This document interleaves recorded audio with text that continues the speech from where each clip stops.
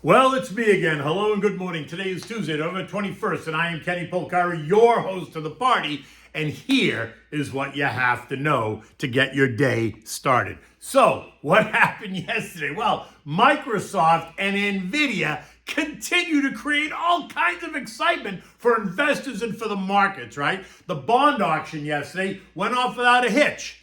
But don't go running away so quick. It was a very small auction. Everything tech yesterday was higher. No matter what, it was up. Now, oil's up, gold is up, dollar is down. Makes perfect sense considering what's happening. Today, we're going to get the FOMC minutes at 2 o'clock p.m. Don't expect to hear anything new. And what are we having for dinner tonight?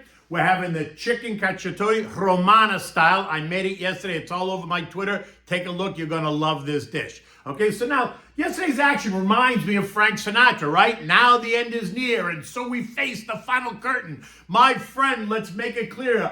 I'll state my case, of which I'm certain. We've lived a life that's full. We've traveled each and every highway, and much more than this.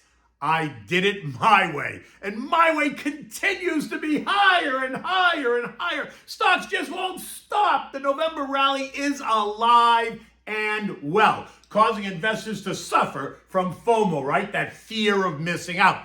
And the higher the market goes, the more fearful those investors become, right? Causing them to second guess themselves, making rash decisions, going all in when that's not what you should do. But this is where that whole make a plan and stick to it comes back to life. If you have a plan, then you most likely won't make those rash decisions. Now, at the end of the day yesterday, the Dow was up 205 points, 0.6%. The S&P gained 33 points, or 0.75%. The Nasdaq added 160 points, 1.5%. The Russell gained 10, or 0.5%. The transports were ahead by 50 points, or 1/3%. Even the equal weighted S&P had fun, gaining 25 points, or 0.4%, taking that up now 3% year to date. Now, tech, the XLK rose by 1.5%, led by Microsoft up 2%, Nvidia up another 2.5%, continued to power those markets higher. The Nasdaq hitting a 2-year high as anything artificial drove investor sentiment. The Sam Altman drama only adding fuel to that fire. This ahead of today's Nvidia earnings that are due out after the bell. Earnings per share expected to be $3.36 a share. But the whisper number is higher. Revenues of $16.2 billion, which is already 170% over last year, but the whisper number is higher, right? This all has managed to send the stock up by about 250% year to date. To me, the risk for Nvidia today is to the downside. Why? Because it's already priced to perfection. Which doesn't mean it's a sell, it just means that the stock's been on a tear, leaving investors to ask, is all this good news priced in? Can traders and algos take it even higher from here today? Well, or are they going to let it breathe? If Jensen Huang announces that they only made $16 billion, is that considered a disappointment? Will the stock pull back? Let's hope, because I want to buy more, because, when it acts like this, you can never own enough. Now, I was on the Big Money Show yesterday on Fox Business, and we discussed this very point. You can see the clip on my Twitter feed at Kenny Polcari, right? I had a great conversation with Jackie DeAngelis and Brian Benbrook. Okay, and then what happened? Well, Janet Yellen, Treasury Secretary, takes the center stage, trying to convince us that the Bidens have made significant headway in dealing with inflation and that America's need to re-elect Joey to finish the job. She acknowledged, though, that consistently higher prices that Americans pay for food and rent versus what we were paying pre-pandemic is a major factor driving voters' negative outlook. Do you think? But we're making considerable progress in bringing inflation down, she says. I wonder what world she's living in, because prices are still going up. The latest CPI report showed that prices are rising at 4%. Yes, it's down from the torrid pace of 9.5%, but it is still rising, right? Prices are still up, and that continues to take a toll on so many Americans. At the same time, she's pontificating about the economy. The Treasury offered $16 billion of 20-year bonds, and it was not a struggle to find buyers. That's a positive, right? It pushed prices up and yields went down a little bit, only adding to the excitement. Now, let's be honest though. It was a small auction. It was only $16 billion of 20-year bonds. It's a drop in the bucket. She still has some $600 billion to auction out before the year end, and then she's got another $860 billion in the first quarter. The primary dealers only had to buy 9.5% of the debt yesterday compared to 11.9% last week. Now, the amount of debt that the primary dealers have to buy is seen either as strength or weakness. A higher percentage is indicative of weak demand, sending yields up, or lower percentage is indicative of strong demand, causing yields to go down, which is what happened yesterday. At the end of the day, the TLT gained 0.6%, the TLH added 0.5%, and the AG, the AGG, was up almost 0.2.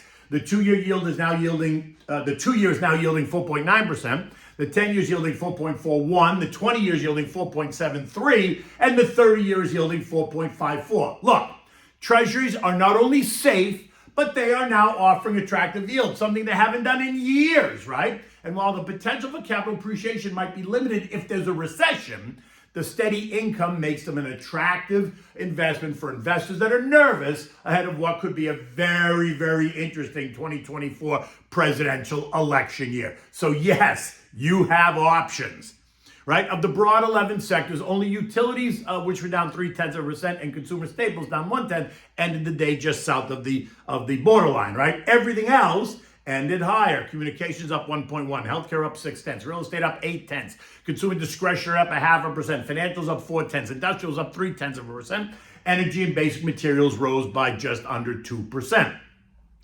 Anything else tech was higher. So anything connected to tech, disruptive tech, right, surged on the back of the excitement. It rose 2.7%, taking it up 44% year to date. Cybersecurity up 1%, semis up 1.5%, robotics up 1.5%. Capiche?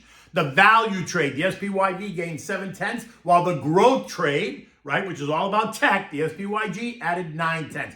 Oil continued its turnaround, pushing higher by what? Not 1, but 2%, or $1.55 to end the day at 77.60. This on the news that the Saudis and OPEC Plus are mulling over the ongoing or even more production cuts in the new year as they try to control prices and actually push them higher. This morning, oil is just trading off a little bit, 60 cents at $77.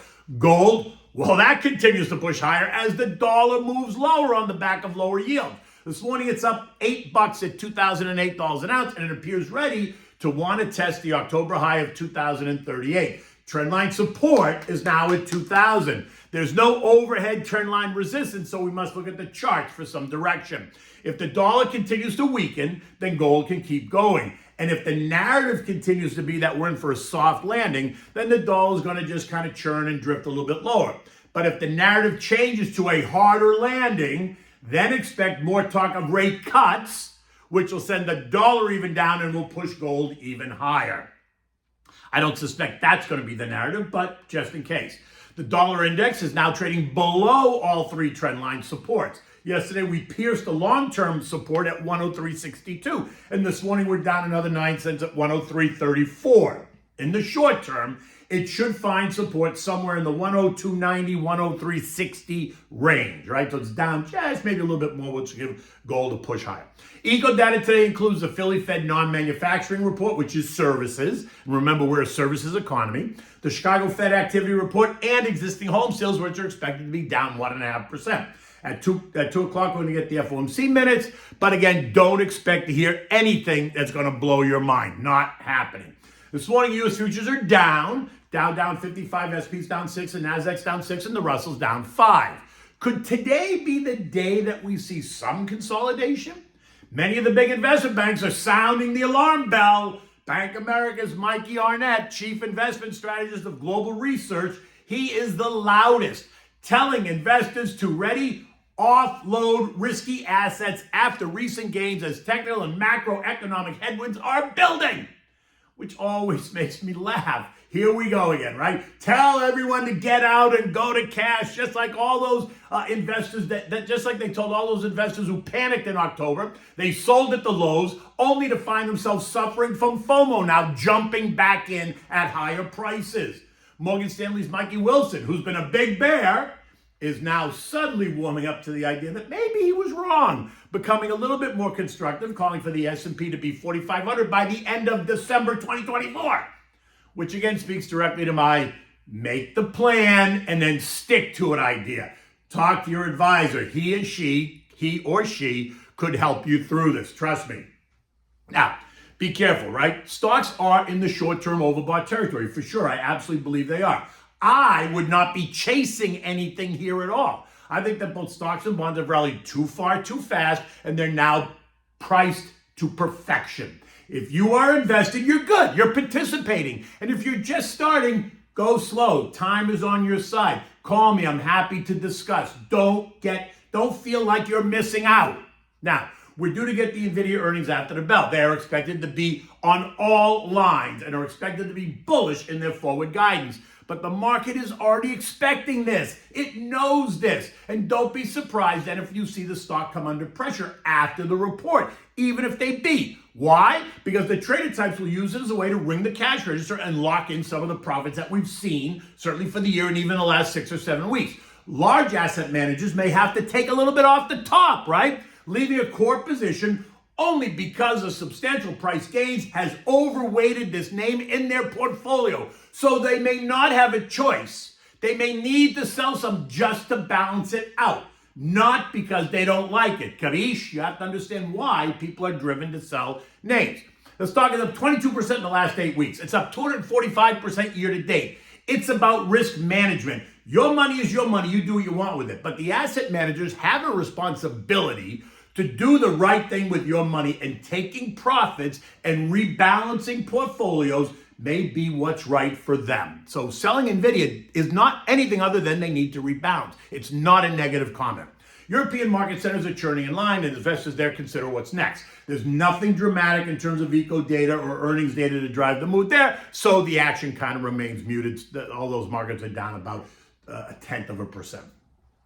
The S&P closed last night at 45.47. It was up 33 points after it traded as high as 45.57. Now look, we blew right through the September high of 45.30, which now puts the 2023 high of 46.08 right in the line of sight anytime now. Now, this morning it appears as if we're just going to march in place as we speculate all day and wait for Nvidia's results. Remember, Jensen knows what the market is expecting. If he was going to disappoint, he would have pre-announced. So whatever it is, he's comfortable with what he's about to report. My gut says that his forward guidance is going to remain strong, and that's going to be what investors focus on. So sit tight and grab the popcorn. It's a matter of, is it going to be as strong as the market has already priced in? So that'll be the key. Okay, so we're having dinner time. We're going to have this chicken cacciatore Romano style. This is so simple to make. It's one pan, and that's it, right? I made it last night.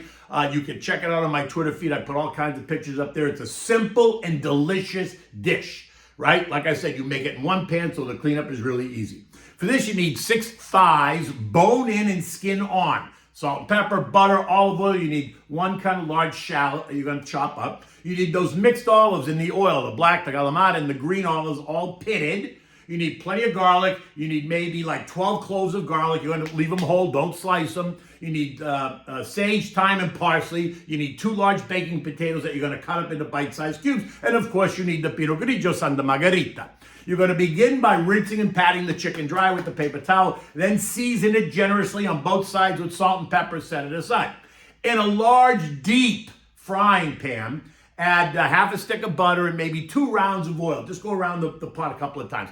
And then add the sliced shallot. Heat it up. Get it nice and hot. Then place the chicken thighs skin side down in the pan. You can hear it sizzle, right? Now, turn the heat down to medium. Allow that to cook for 5 minutes or so. You want them to get nice and goldeny brown. Then flip them over. Repeat. Let them cook for 5 minutes or so. Now you're going to add like 12 cloves of garlic and the cubed potatoes. Season again with salt and pepper. Bathe the chicken in white wine, right? You can substitute chicken broth if you don't want to use white wine. Cover it, let it cook for 30 minutes on medium. You can smell it, right? It's so delicious. After 30 minutes, you're gonna add the chopped sage and thyme and parsley and the olives. Let it all cook for another 10 minutes or so. Now it's all done, right? You can see that it's all coming together. It's so good, you could eat it right out of the pan. Oh my God, it is so good.